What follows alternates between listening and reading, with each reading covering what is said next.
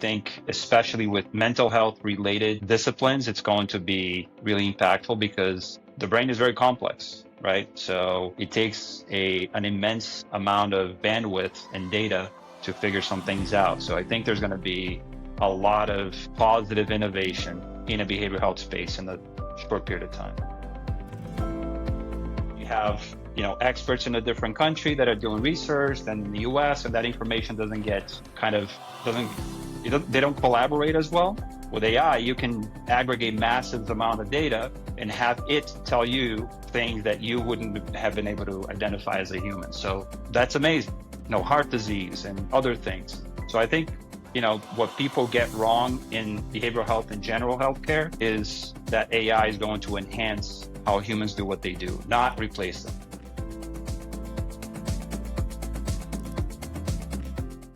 Where we sit down with industry leaders to unpack their journeys, explore key challenges, and talk about how they're shaping the future of behavioral health and healthcare technology. I'm your host, Shawn Rickenbacker, and today we're doing something special. We're going back to the very beginning of Opus. We're diving into how Opus was founded by providers for providers, and how a mission-driven focus has shaped everything from our earliest days to where we are now. Our guest today is Humberto Buniotto, the second employee at Opus and now its CEO. Humberto's journey with Opus started when the company was little more than a bold idea, and he's played a massive role in building it into one of the most innovative solutions in behavioral health today.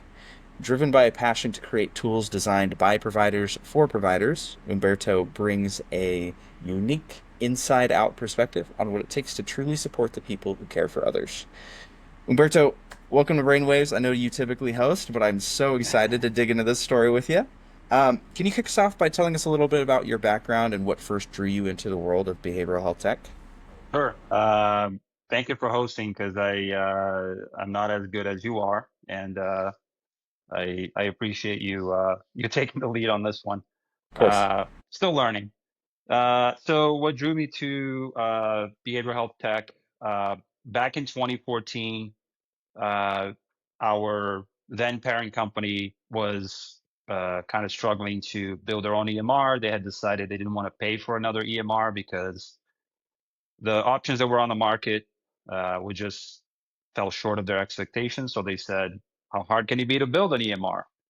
And so they, in 2012, actually, when they started, they had hired a team of engineers, and they were just kind of going through the motions of let's try this, let's try that, and they weren't really making a lot of progress. So I had been working for a technology company that developed custom software. One of the engineers that worked for Opus and was part of this team said, hey, there might be a role for you and kind of like help us map this out, because we're kind of all over the map. And so I came in for an interview, and it just was a good fit. I started sort of part-time because they had other projects that they were working on. They were also technology related. And my initial charge was kind of resetting the team, figuring out the roadmap. What are we going to build first? And so that was my initial behavioral health dive. I knew nothing about behavioral health at the time.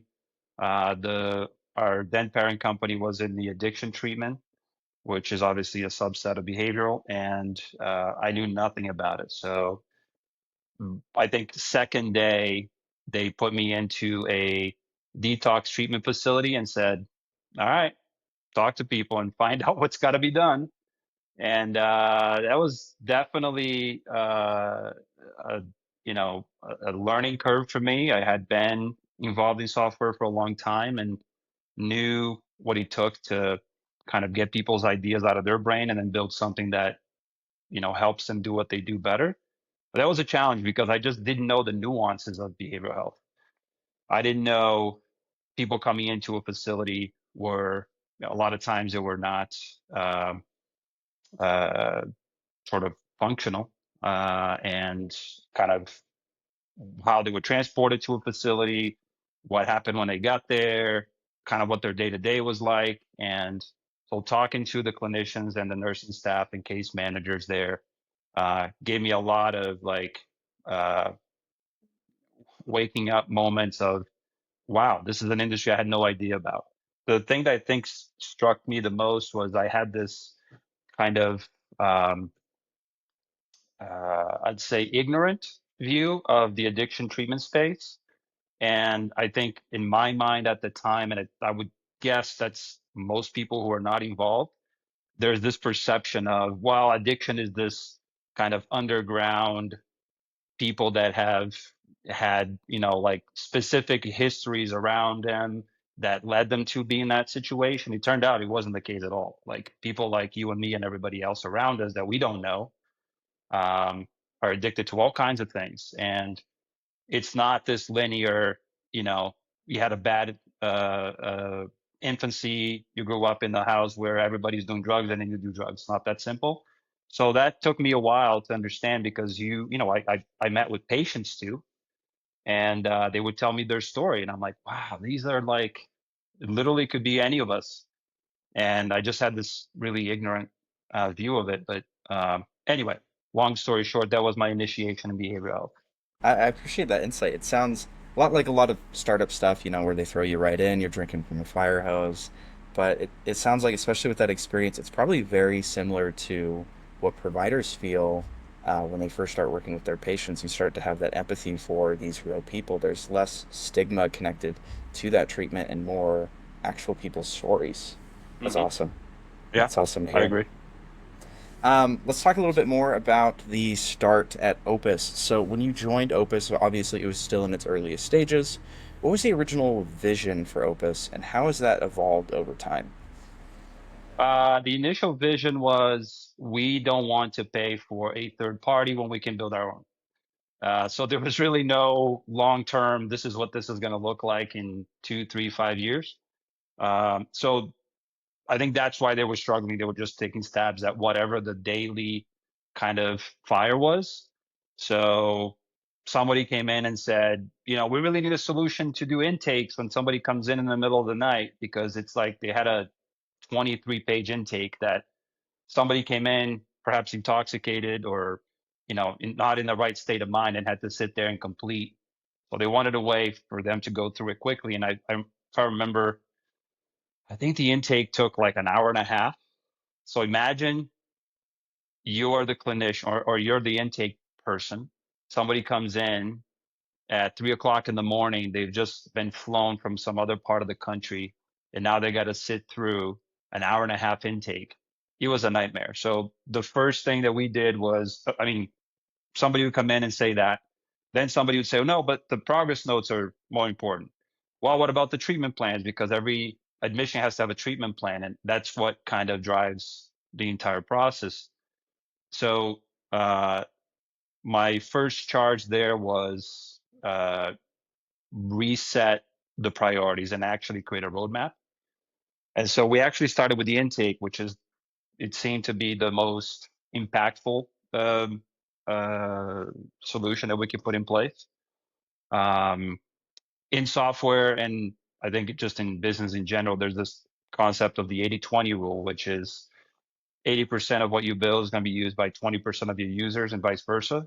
So we kind of said, okay, this is the thing that I think 80% of people are going to take advantage of. So we're going to tackle that first. So that was the first kind of building block of Opus.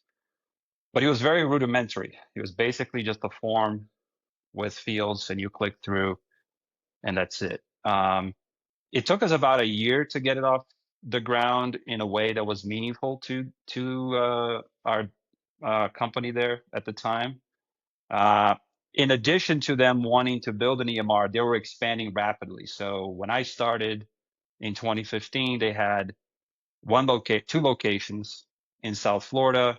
By the time we rolled out the intake, they already had 5 locations in 3 other states. So we were struggling to keep up with building the solution, but also the rapid expansion and different needs around different states, which is one of the kind of challenges in behavioral health. Is every state is different, every payer is different, every, if you're accredited by JACO or CARF or some other organization, it all changes. But I'd say the vision was not there, and it took us, I would say, about 2 years to kind of get something in place that was uh, usable, and then we just kept building from there. Yeah, it sounds like it was obviously a very slow process of really trying to iterate and figure out what is working for the team at the time.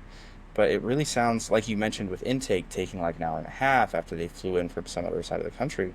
It was about improving the patient experience overall, right? We identified these weaknesses, these friction points, and we want to make sure that it's as smooth as possible from intake, obviously, all the way to when they become alumni, etc. Yeah, exactly. So, and obviously, here at Opus, we are very mission driven. You know, we're about creating technology by providers for providers. Our current mission is to, by 2028, improve the patient experience for 4 million patients during that time. Um, but why was it so important from the start for us to have that technology created by providers for providers? Yeah. I think there's a lot to be said about having firsthand experience, especially when building software, because um, the general life cycle of a software platform is somebody says, we got to build this for this because I think there's a problem. They hire experts, usually consultants or um, a clinical director or somebody who's been involved, and they map it out and they go and build it. So for us, having been built by providers means we were sitting there hand in hand with every single user role that currently uses Opus to make sure that we understood at a deep level exactly how they did their day-to-day things, right? So um, since we started almost 12 years ago now, 10 years since I've been with the company, there have been a lot of different EMR and CRM and billing companies that are on the market now. And I talk to those guys and I know what how they got to where they are. And I like our path better just because I can walk into a facility even today, or pretty much anybody in our team, and really understand where the clinicians are coming from. If they say, hey, this is not working or this could be working better, we know why because we know the background story of how they do things, right? So, um, yeah, in terms of having been built by providers, I think nothing really replaces firsthand experience and really knowing what people go through. There's no amount of market research or competitive analysis or feature comparison that can replace just being there with the user because there's sort of the knowledge from the user level, the people on the ground gets diluted as they move along the chain. Um, and so we found a lot of value, still do, when we work with customers to build new features, in discussing with them in the beginning, building sort of a mock-up, then going back to them and saying, what do you think of this? Then iterating over and over until we have something meaningful. Um, so, I think that has been, people ask me all the time, like, what's your strength with Opus? Why do you guys think you're better than the other 10, 15 options out there? And I think the answer is, aside from customer support and you know, uh, amazing customer service, is the ability to really, or the knowledge that we have into the industry that just can't be beat. Absolutely. Absolutely. I really appreciate that insight. And I want to reiterate on top of that. Obviously, I haven't been with Opus as long as you have, so you get the provider look. But even running the idea box that we have with all the ideas and feedback we get from our customers, it nothing quite replaces that experience, that essentially like frontline, really working with patients experience that, of course, you have from when you started at Opus, and of course our clinicians, our customers have. Yeah, I mean the there's a I'm probably going to get in trouble for saying this, but there's a level of arrogance with software companies, and knowing what customers want. And the reality is we don't, right? It really has to come from the user. Um, yeah, sometimes users will request something that is important to them, but it doesn't really make sense at scale. And in that case, that's not something we're going to build. But 9 times out of 10, they know there's a pain point, and maybe the solution they're suggesting isn't the perfect solution, but it's going to be a version of that we can iterate on and figure out, okay, how do we solve for this, but at scale? So it doesn't just solve for John, it solves for everyone across our platform. Definitely listening to customers is top of mind. It has been for us for a while. I think the last 2 years we've made um, intentional strides into, listening to people um, through our QBRs when we talk to customers on a quarterly basis, through the idea box that you mentioned, just my interaction with operators. I like to uh, have one-on-one calls with them, just understand where they're going. And so certainly nothing replaces that uh, initial or that direct feedback from the operators. Talking a little bit more about those early days at Opus, what were some of the biggest challenges you faced when trying to build something for the greater behavioral health community? Yeah, I think just not having a roadmap at all.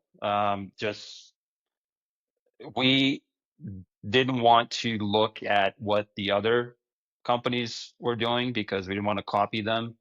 It's very easy to go that route and just say, "Oh, so and so does it this way. Why don't we just, replicate it?" Um, we didn't want to do that. One, because for copyright reasons, but two, because um, we didn't want to be biased in the solution, because we knew from our uh, own experience with our provider side of things and the companies that we worked with, that the solutions that were available at the time, this back in 2014, 2015, were not cutting it. So why am I going to replicate something that people are telling us is not working? And that was at the core of the reason why we wanted to build our own. But not having a roadmap is tough. So and we were kind of trying to build this thing as it was flying, if you will. So it had already taken off, and some people had already been using it. I mentioned the intake earlier, and just kind of changing things as people were using was kind of hard. Dealing with day-to-day fires where somebody would walk in and say, "You got to build this thing because I think it's important," was challenging. So it took a little bit of a discipline to make sure that we had a direction, and that although we could be nimble and we could adapt to changes because the industry is ever changing, we were not going to be thrown off by the latest fire. We had to just focus on what the long-term goal was.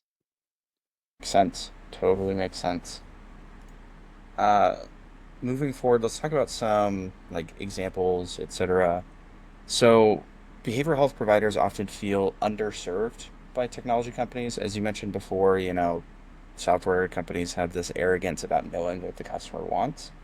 So, what gaps or pain points did you and the early team see that made you say, we have to build something better? Obviously, we've discussed briefly that those early EHRs, EMRs just weren't working. What were some of those problems that they had?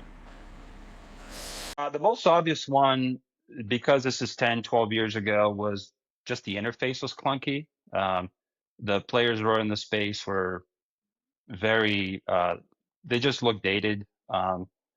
It was hard to navigate, too many buttons, too many tabs, too many, you know, uh, just not user friendly. So that was kind of okay, at least from that perspective, we can build something better. The one challenge that I think stood out to me, and to be honest, is something that we've been working on since the beginning, is tracking documentation. So when we started, we were focusing primarily on the addiction treatment space, As our then parent company grew, they started getting into other specialties of behavioral health. So eating disorders, outpatient mental health. And so we had to adapt to that. And with every new iteration or every new industry, or not industry, but every new specialty that they got into, there were new challenges. So in addiction treatment, there are essentially 5 levels of care: detox, residential, PHP, uh, IOP, and OP. And every one of them has their own documentation requirements. And every payer or insurance company has their own requirements as it relates to those levels of care. And every state has their own requirements as it relates to how you're providing that treatment. And then you have uh, uh, bodies like JACO and CARF and others for that space that have their own requirements in terms of how documentation is done.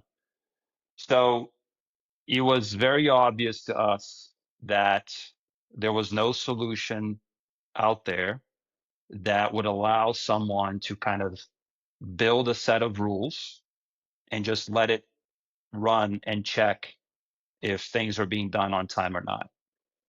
And there were a lot of nuances. For example, if you're providing PHP level of care in addiction treatment, the general rule is you would provide 5 hours of group therapy per day while somebody's in PHP.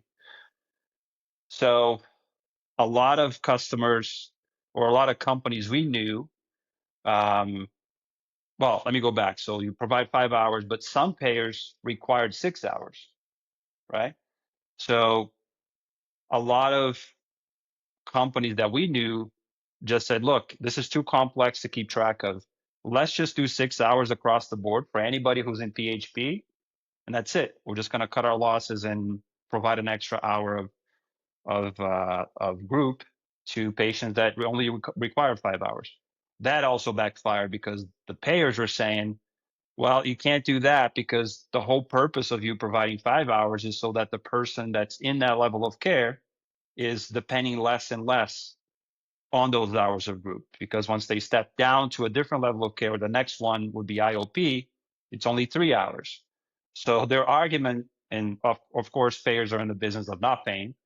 Uh, so their argument was, I want you to only provide the 5 hours that I'm allowing for this level of care. So now it became a little bit harder because if you had 30 patients in PHP and each of them have a different payer, you'd have somebody with a spreadsheet trying to keep track of things in real time, and it just became really hard. So that's just a kind of an example of these complexities. But as we got into different levels of care and different specialties, it became more and more complex, different states, and whether they're working with Medicare and Medicaid. So that was one of the things that we set out to solve for with Opus early on. We failed twice at doing this because we would go down the road of developing something and then realize there was a some sort of an exception that required us to completely change the code or not really address those exceptions. And so the latest iteration of that is what we call Opus Genie, which we launched about 3 years ago, 2.5 years ago. And it's essentially the most complex rule builder you can imagine. Anything in the EHR can be um, checked based on an unlimited, basically infinite set of rules that you can configure yourself. Um, I don't know of any other solutions out there that are any other EMR solutions out there that offer this.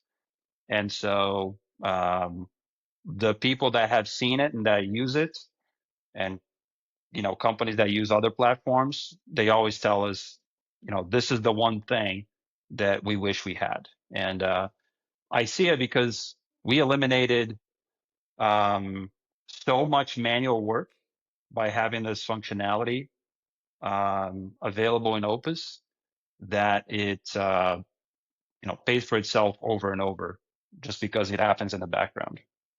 Absolutely. I mean, tying back to what we said previously, Opus has always been about finding those inefficiencies and automating it, making it easier so you can spend more time with your patients.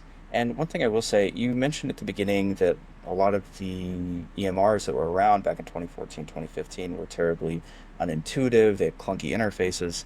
Since I read through all the reviews we get, all the feedback we get from our customers, that's the number one thing I see is that Opus is intuitive. And especially with Opus Genie, like you mentioned, that's such um, a big feature that we have is that it just works for you, right?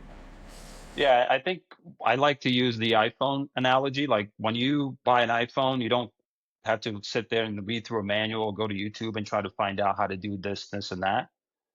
It just works, right? As complex as it might be and as useful as it might be, you don't really have to learn it, right? You just out of the box, they walk you through the little setup, and that's it. And even migrating the information from an old phone, that's what people want. Like the best software is the one that gets out of your way. I think again, I think software companies tend to have this kind of um, idea that people should love their platform, and for us, the goal is more like how do we get out of the way of people providing care. Uh, I don't need people to say, "Oh my God, I got to tell 50 people about Opus because it's the greatest and latest." EHRs and CRMs and RCMs are not exciting. It's boring. People just want it to work. They just don't want to have to look at it and say, "Why doesn't it do this thing that's pretty obvious?" If you can do that, if you can just get out of people's ways, you're delivering quality software. Absolutely. Sometimes it's the people not having to think about the software they use that is the That's right. most important thing. Exactly. That is the best software. It just works. Now, I know we've talked a little bit about the development of Opus throughout time. Can you share a moment or a memory from the early days where you realized this is going to make a real difference? Yeah, I think so. 2015 we started, and then 2017-ish is when we started kind of. We had uh, uh, facilities that we would refer patients to and from, and at this point we were still not Opus. We were called Opus, but we were still embedded into this treatment facility that was expanding. And sometimes they would get an invitation, like a patient referral from Opus, and I was like, "What is this Opus? I've never seen this before." So we ended up showing it to a couple of our close partners, and I remember one partner that we had in, I think they were in Central Florida. The guy we were demoing it to said, "Wow, I've never seen anything like this. Why aren't you guys selling this?" And I looked at our founder and I said, we might have something here because we weren't really thinking in those terms at the time. And on the drive back to the office, we were just kind of thinking, okay, what would it look like if we actually sold this as a product? I think that was the moment when we thought, because it's easier to be convinced that you have something meaningful, but when somebody tells you that you have something meaningful, then you know you got something. And then I think that was the moment where we thought, okay, this could actually make a difference, and I think we could do better than the other guys.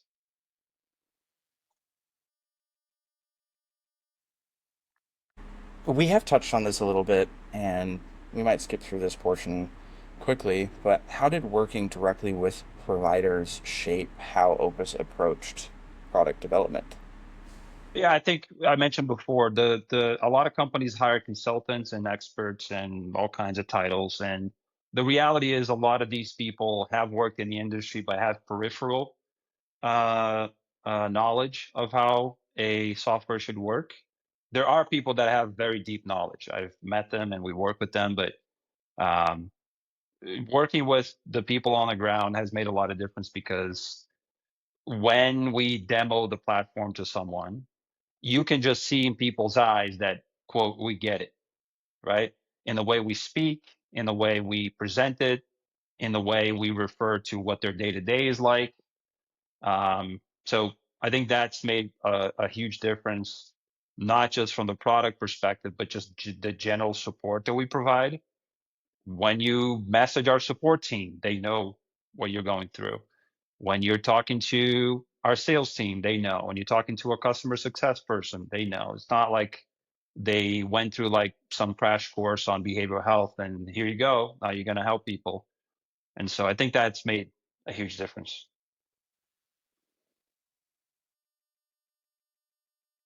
Let's talk a little bit more about the industry at this point. In your view, what do most people still get wrong about behavioral health technology? I think this is kind of top of mind now. Everybody's talking about AI. Um, there are other things that I think people still get wrong about behavioral health. There's like things like outcomes based care that's been top of mind for the last few years. Um, you know, providers trying to adapt to that. Basically, payers want to make sure they get their money's worth, and they want systems in place to ensure that that happens. But the AI revolution has been something that I think I'm seeing almost day to day, people kind of adapting to what's being made available and what is coming. There's this sense of human versus AI or human versus machine where people are kind of averse to using AI in healthcare and behavioral health in general. And I understand why. I think there's also this narrative that AI is going to replace me, and so I'm going to push back because I don't want that to happen. Um, I really think that the future is going to be human plus AI. It's not going to replace the way people do their work. It's going to enhance how they do their work. So I use this example often. So my mom was like a territory manager at a bank, and I remember in the '80s, she brought me, and I was probably, I don't know, 8 years old, dating myself.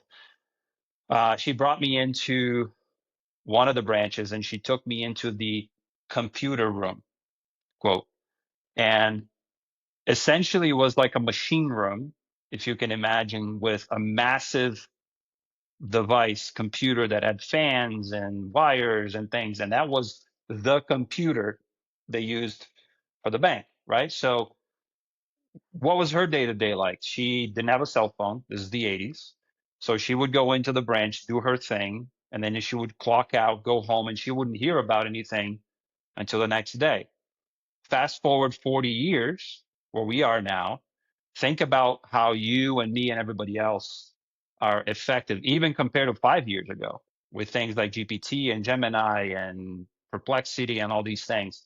It just has helped us become so much more efficient. It's hard to understate, and it's actually happening so fast that we don't even have time to kind of reason with how quickly it's moving, right? So I think the what people get wrong, I think, in my opinion, is that AI is going to be this force that's going to just displace people, and to some extent, that's true. It's going to replace certain jobs, and automation is going to come around and be a lot more effective. But I think there's a level of innovation that is being understated and not talked about because people are so laser focused on the negative that um, people are not realizing. There's a company out there that we work with called Videra Health, and what they do is they analyze video calls like this, and they use facial expressions and tone of voice and other um, data points to determine whether somebody's stressed or if they're lying, like a bunch of different things that help clinicians incorporate that information into treatment. Okay, that's positive. It's not replacing anybody. It's just not something that a human would be able to do, right? Um, I was listening to 60 Minutes yesterday with the founder of DeepMind, which is the company that Google acquired recently, and they're kind of the engine behind Gemini. And the work that those guys are doing in healthcare is just mind blowing, right? So there is this track of, it's going to take over, it's going to be negative, a bunch of people are going to be unemployed. I don't think that that's the case. I think there's going to be disruption.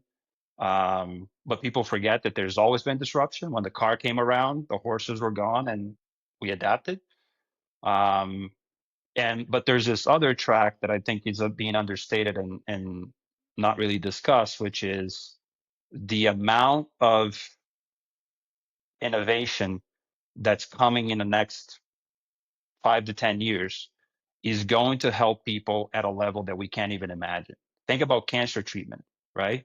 Not necessarily behavioral health or getting off topic a little bit, but the I'm actually reading a book now on cancer treatment. My wife is a radiation therapist, works in cancer treatment, and so it's something that we talk about a lot.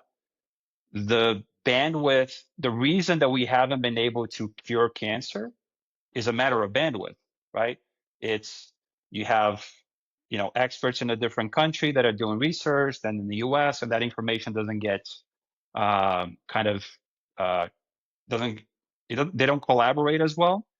With AI, you can aggregate massive amount of data and have it tell you things that you wouldn't have been able to identify as a human. So that's amazing. Heart disease and other things. So I think, what people get wrong in behavioral health and general healthcare is that AI is going to enhance how humans do what they do, not replace them.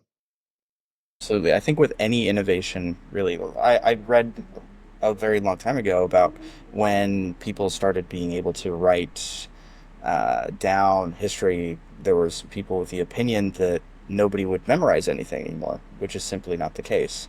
And with computers, there were people that were very much against computers. They're like, oh, it's going to replace these things. It's just a matter of keeping up with the tools available. If this thing would replace your job, there's no way to replace your job. They're still going to need somebody to manage it. And so naturally, if you are the person that learns how to manage the tool, it will help you to do your job better. Yeah. So the sooner you can wrap your head around, yeah, my job might change. And this is what I'm going to do to keep up with the times, the better you're off you're going to be. Super. Absolutely. Um, I guess we'll combine a couple questions, but what has been the biggest surprise to you about how the industry has changed or stayed the same since you started with Opus? And then, of course, what excites you about the future uh, of behavioral tech? Yeah, I think one of the surprises has been the number of EMR solutions out there that are available that essentially do the same thing. Obviously, that's I think indication that the industry is growing. There's need, but that's been eye-opening. There's a lot of PE and VC-backed companies out there that really focus on profitability and how do we extract every dollar that I can out of every account. That's not who we are, but that's been um, eye-opening for me. And I think what excites me is I hate to be the AI guy, but I think what excites me is the advent of really advanced AI systems that are going to make a huge difference. Um, I mentioned some of the cancer treatment and things that I'm reading about, but I think it's really hard to overstate the impact that positive impact that AI is going to have in our industry.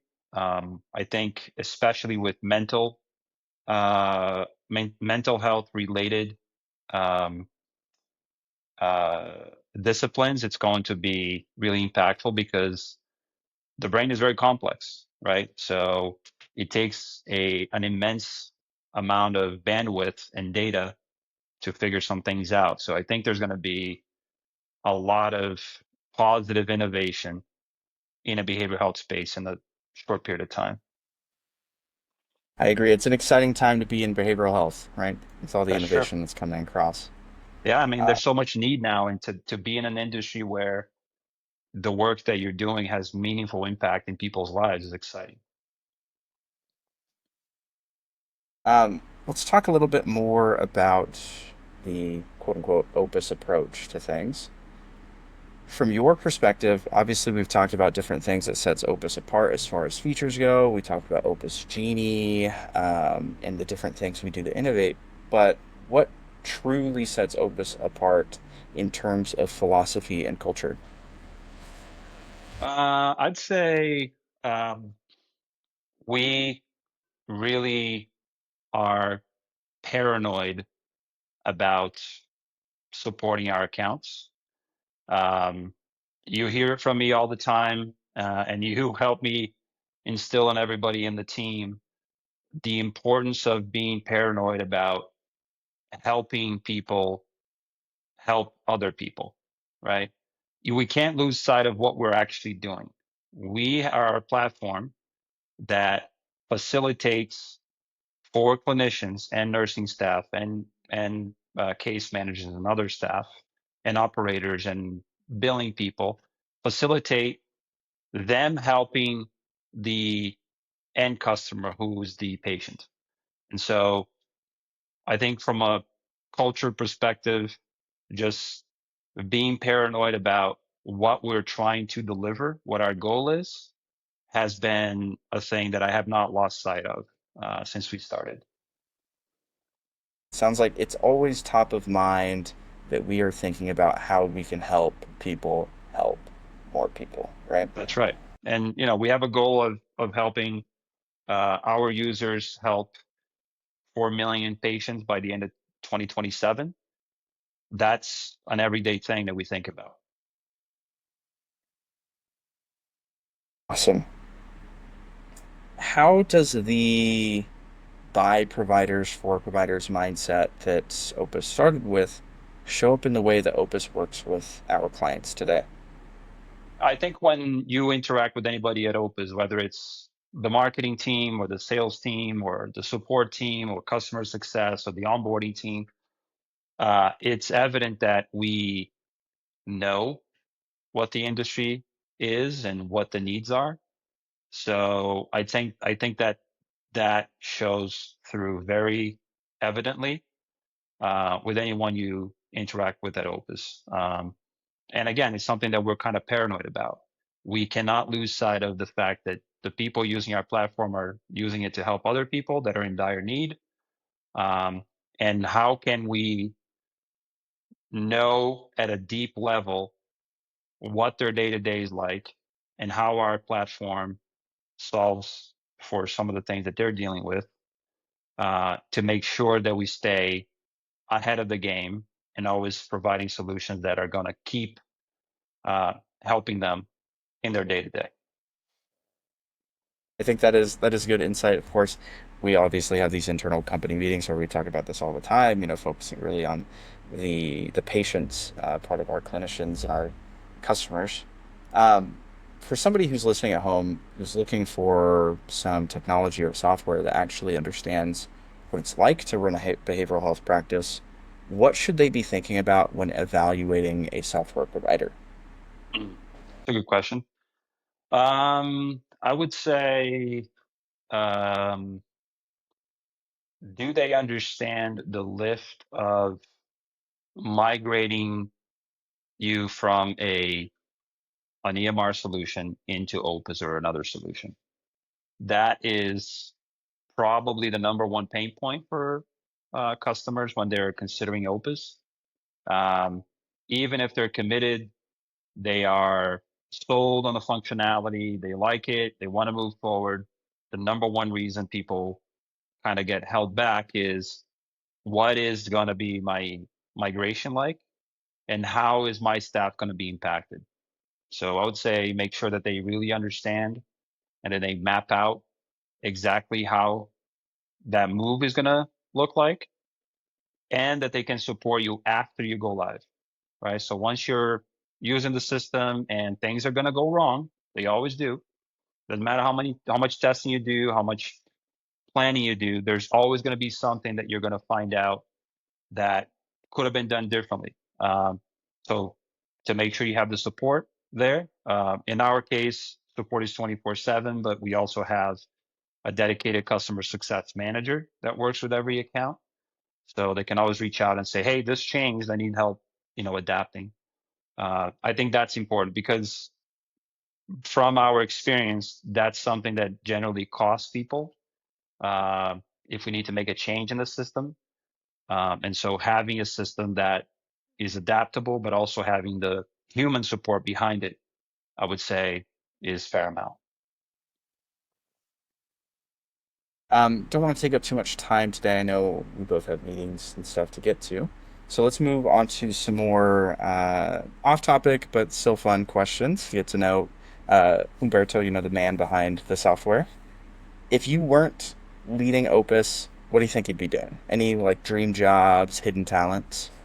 I've always had a dream of being a pilot, oddly. I am a big aviation geek. I read up on all the new planes and helicopters and where they're flying. And so I think if I wasn't doing this, I probably would be a pilot somewhere. It's not the best um, lifestyle from a job perspective because you're on the road all the time. It's not conducive to like having kids or having a family just because you're out traveling, sleeping in a hotel someplace. Um, but I think if money and lifestyle were not an object, I would uh, probably have gone in that direction. Um, yeah, I can't think of anything else that I'm really passionate about as much as aviation.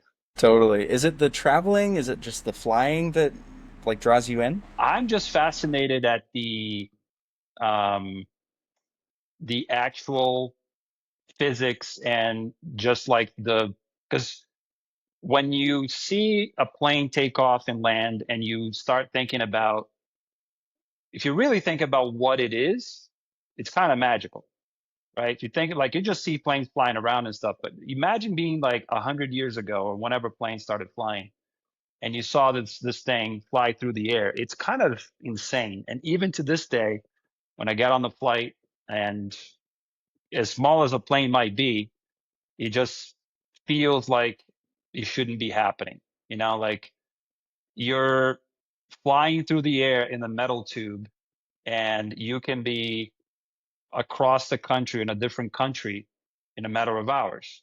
And I mean, we were talking about innovation before. Think about this before. You'd have to get on the ship in New York and sail through the Atlantic for, I don't know, 2 weeks to get to London. Yeah. Um, so like it's really mind blowing. Uh, it's I don't know, something that I'm passionate about, just like how it's still, to me, having flown hundreds, maybe thousands of times, it's still very fascinating. But also like what I like about it too is the discipline that it takes to run like a Delta or a United. There's so many moving parts. I mean, the logistics are just insane, and so that's actually very interesting to me as well. So it's good to get a little bit of a peek behind the scenes, right? Um, Talking a little bit more about the other people in the industry. So, if you were to get stuck in an elevator for an hour with any innovator in healthcare or tech, who'd you choose and what'd you ask them? Huh. Um, I'd probably choose. I mentioned earlier that I was listening to the 60 Minutes interview, and Demis Hassabis is the one of the founders. He's now the CEO of DeepMind. I would love to know what he talked about it on the interview a little bit, but I'd love to know. I'd love to meet someone who can kind of pinpoint exactly what artificial general intelligence, which is like the next level of AI, where you have kind of an entity that can think for itself and think. I'd love to know what that's going to look like. Uh, I think I would love to. He's a little controversial now, but Elon Musk, I would love to pick his brains and just kind of see what do you think the next 5 years are going to look like. So I think those are the two people that in the past I would say Steve Jobs. Um, but yeah, I think those two are the ones that I would like to pick their brains. Absolutely. It sounds like some very smart dudes to learn some new stuff from, especially in the realm of innovation, what we're all about, right? Um, and we'll do just one last fun question before we finish up. Any book, podcasts, resource recommendations that have inspired you during your journey here? I wouldn't say behavioral health or opus related, but I'm reading this book called Outlive by Peter Attia. He's a doctor. He worked in cancer treatment for a long time, and the book basically talks about how preventive treatment and really understanding your body can help you get ahead of cancer, which is one of the leading causes of death in the U.S. That's been really eye-opening for me to know that how much we don't know. And again, to my point earlier, how AI is going to affect that, and it is.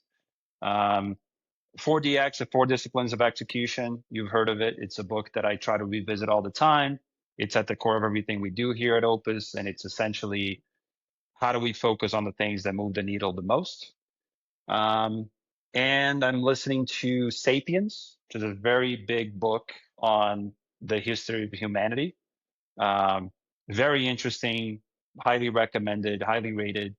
And I think what I like about it is that it um, is really comprehensive. They get into the writer gets into like how people in Russia crossed the the crossed Alaska and ended up in North America, and now how that's involved and how fire made a difference. So it's like mind blowing to think that people were walking around the planet this many years back. Yep. Um, so those are, I think, would be. I don't think I have any podcast recommendations. So I mean, free books is great. So, for anybody listening here, if you'd like to learn more about Opus and our mission, obviously you can visit our site, opusehr.com. If you're watching on YouTube, it's linked in our YouTube biography. And then on other podcasting platforms such as Apple and Spotify, if they allow links, I've linked it. But Umberto, it's been a great conversation with you. Of course, it's been great to hear more about the story behind Opus and how we've been staying true to the mission of building solutions that truly empower behavioral health providers. I know a lot of our listeners will connect deeply with this, a lot of the people that we send our newsletter to. So thanks again for being here. It's been great to have you. appreciate you, Sean. Thank you so much.